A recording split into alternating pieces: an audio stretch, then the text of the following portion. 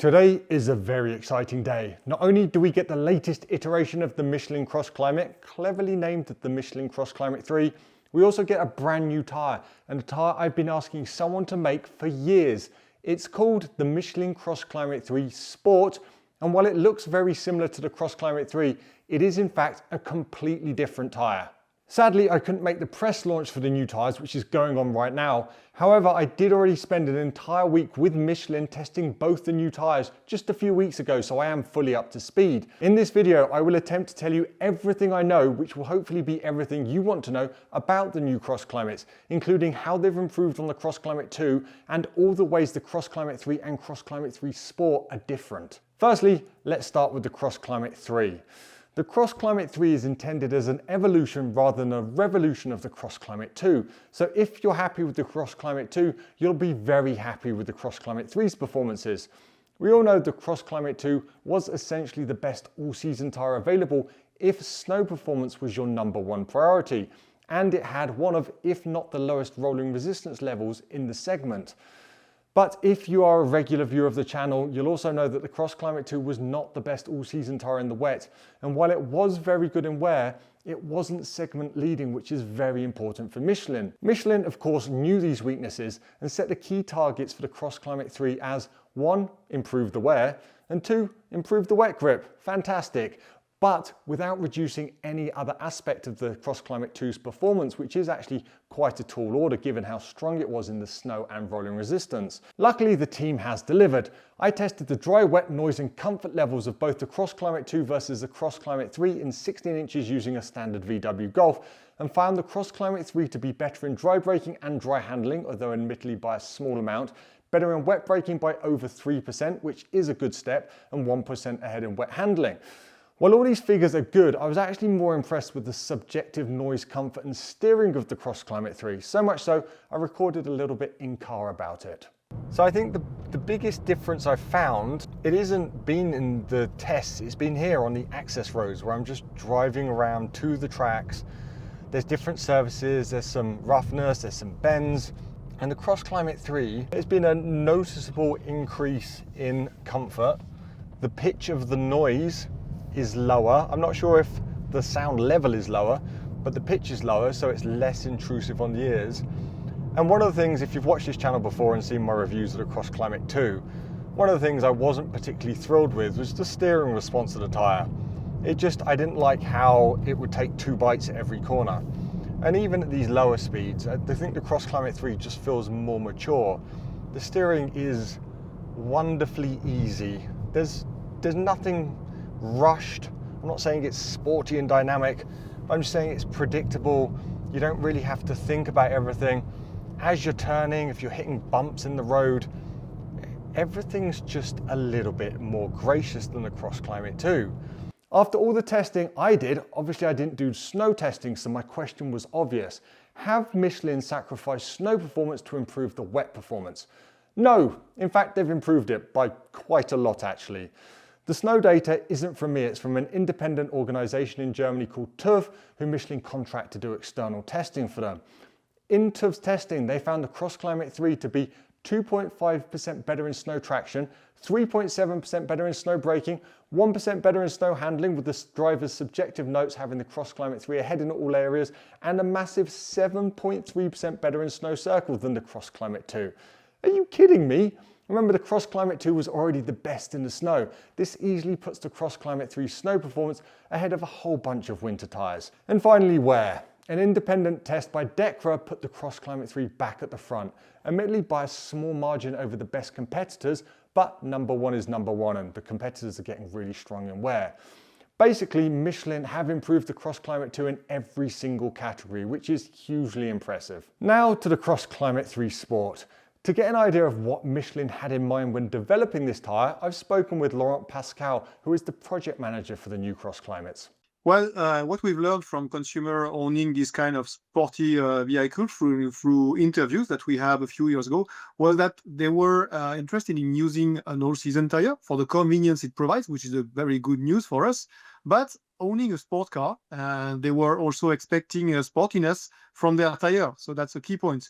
So that's starting from this point that we, by knowing that, we decided to design this new Michelin CrossClimate 3 Sport version to provide sport performance in the summer while having also some snow capabilities, in fact. Awesome. And how have you designed it? How have you made a sporty all-season tire? Well, it's what it was a big challenge because what those consumers are expecting is whatever if they have some compact or sedan or SUV vehicle, in fact they expect precision and pleasure when driving their car all year round, whatever the weather is. In fact, they want an excellent grip on wet road for sure. But in fact, if I would summarize it, they want to have some thrills with their car, whatever the weather is. So it's been a big challenge for us, and we managed to develop this new generation using two key technologies, I would say, because when it comes to talk about precision, precise handling and sportiness on wet road and dry road also, it's mainly provided by a specific hybrid belt that we have developed. It's made with aramid and nylon, and it ensures the optimum, I would say, transmission of steering instruction to the road.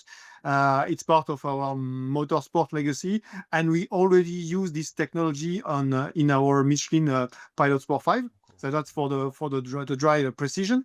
When it comes to wet grip, in fact, we have developed an upgraded generation of tread compound, which provide a breakthrough on wet and adapts to whatever the road conditions are.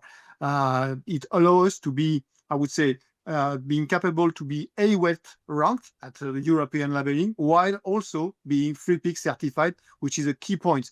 So this point was really a big challenge, and we finally managed, I would say, to get the perfect balance in terms of performance.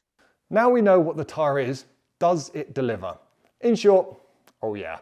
In the same week I tested the CrossClimate 2 versus 3 in 16 inches, I also ran a mini test of the CrossClimate 3, CrossClimate 3 Sport, and two competitors in an 18-inch size using a Golf GTI. That full test will be out soon on the channel, so make sure you're subscribed and hit that bell icon so you're the first to see it. Here's the abridged version. The CrossClimate 3 Sport was a little ahead of the CrossClimate 3 in dry braking, and in raw lap time it was 2.2% ahead, which is actually quite a lot. But more noticeably, the way it delivered it was just beautiful. In fact, like the CrossClimate 3, the most impressive thing about the tyre was it was just driving around the test facility to and from tracks. The sporty feel and the reaction of the steering was really evident. The sublimit behaviour, which isn't on track, it's just a big step up in terms of directness when compared to the CrossClimate 3. And I think the big win for the CrossClimate 3 Sport is just going to be out on ordinary roads where the difference is going to be the most noticeable. If I wasn't already impressed by the subjective sportiness of the CrossClimate 3 Sport, the wet performance, 4.6% better around wet handling and 10% better in wet braking. And the handling feel remained in the wet. It does give up a small amount of aquaplaning performance over its brother, but not as much as I expected. As for the snow performance, well, this is where I expected the CrossClimate 3 Sport to be compromised. You don't get extra wet performance and extra handling without compromising somewhere, right? Well, I know the CrossClimate 3 is going to be one of the best all-season tyres in the snow. However, the CrossClimate 3 Sport was only 0.4% behind in snow braking, 0.2% behind in snow traction, 1.3% behind in snow handling, and 4.2% behind in snow circle. What? That means by my calculations, the CrossClimate 3 Sport will also be one of the best all-season tyres in the snow, beating most of the existing tyres on the market today. So its rolling resistance must be much higher, right? It has to be. No, it's even lower than the CrossClimate 3, though tread depth does play quite a big part in rolling resistance scoring, and the CrossClimate 3 Sport starts with 6.1mm versus 7.3 for the CrossClimate 3. There are some compromises in comfort, as you'll see in my full test. The CrossClimate 3 Sport is certainly a firmer tyre, but at no point did it seem crashy. It was a well-damped firmness that worked really well with the Golf GTI suspension. Neither tyre did seem to make much noise, but I didn't have the best conditions for noise testing during the week, so that just leaves wear. Now, as I said earlier in the video, the wear target for the CrossClimate 3 was to be the new benchmark in the segment, which Michelin think they've achieved and the data that I've seen backs it up. The CrossClimate 3 Sport, it just can't match that. There has to be a compromise somewhere, and it is in tread life. So they've set the target a bit differently, and it's quite interesting. The target for the CrossClimate 3 Sport wear was to match the combination of a sporty summer and winter tyre. Let me explain. If you drive a performance vehicle like a Golf GTI and use the Michelin Pilot Sport 5 in the summer, which is a great wearing summer tyre, and the Pilot Alpine 5 in the winter, which is a great wearing winter tyre, you will get the same mileage out of two sets of the CrossClimate 3 Sport as you would from using the Pilot Sport 5 and the Pilot Alpine 5 together, if that makes sense. Michelin set this as the benchmark. I think it's perfectly reasonable and makes sense in my head, especially when considering the Pilot Sport 5 and the Pilot Alpine 5 are two of the best wearing in their segments, and Michelin say they've achieved it, so congratulations there. Okay, so what about the final bits for the new tyres you'll want to know? I have made it this long without mentioning the sidewalls, so now I get to. All sizes of the CrossClimate 3 Sport get this beautiful full ring premium touch sport flag velvet sidewall design, with the design combining the checkered flag for sport and snowflakes for winter performance, which I think is a perfectly lovely touch. The CrossClimate 3 does get a thinner version of the premium touch velvet ring in 18 inches and above, and the smaller sizes get this more basic sidewall design, but I still think the basic version still looks really nice on the vehicle. The size range will be a massive 130 sizes for CrossClimate 3 by the end of 2026, ranging from 16 to 22 inches, and 60 sizes for the CrossClimate 3 Sport, starting at 18 inches and going all the way up to 23 inches. There are only 4 crossover sizes between the two tyres, so it's very unlikely you'll have to make the choice of which one you want to buy. And the SUV variant of the CrossClimate 2 has been dropped. Michelin say CUVs and SUVs are now the norm, which obviously they are. So they've just designed the CrossClimate 3 to take both those kind of vehicles and regular vehicles. And lastly, for my American viewers, the CrossClimate 3 Sport will not be as sporty as the Pilot Sport All Season 4, but it will have significantly more snow and ice performance. America got the CrossClimate 2 first, Europe is getting the CrossClimate 3 first, and as of now I have no information regarding the North American release of the CrossClimate 3, but as soon as I know something, I'll post something on Instagram or the website. Make sure you are subscribed to be the first to see the 2 new tyres tested against the best in the segment in a few weeks. I hope that's everything you want to know about the new tyres, but if there's something I've not covered, please ask below. I'll be answering comments, and as always, safe motoring.